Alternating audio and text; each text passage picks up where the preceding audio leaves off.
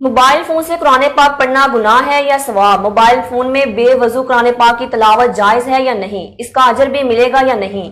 اس حوالے سے مزید تفصیلات جانتے ہیں اس رپورٹ میں۔ جی ہاں، موبائل فون میں موجود قرآن پاک کو اگر بنا وضو پڑھیں تو گناہ ہوگا یا اجر ملے گا؟ موبائل فون میں بے وضو قرآن پاک کی تلاوت جائز ہے اور اجر بھی ملے گا۔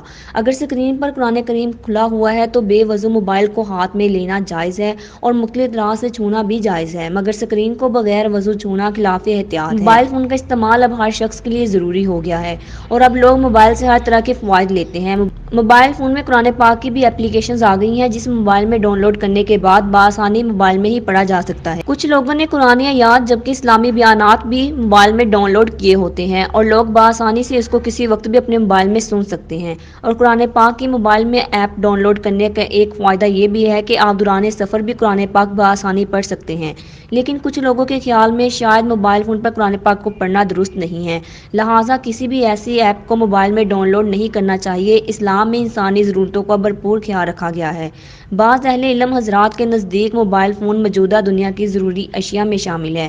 اسی حوالے سے قومی اخبار کی ایک رپورٹ میں سوال کیا گیا کہ موبائل فون میں موجود قرآن اگر بنا وضو پڑھیں تو گناہ ہوگا یا اجر ملے گا، جس کے جواب میں لکھا ہوا تھا کہ موبائل فون میں بے وضو قرآن کریم کی تلاوت جائز ہے اور اجر بھی ملے گا۔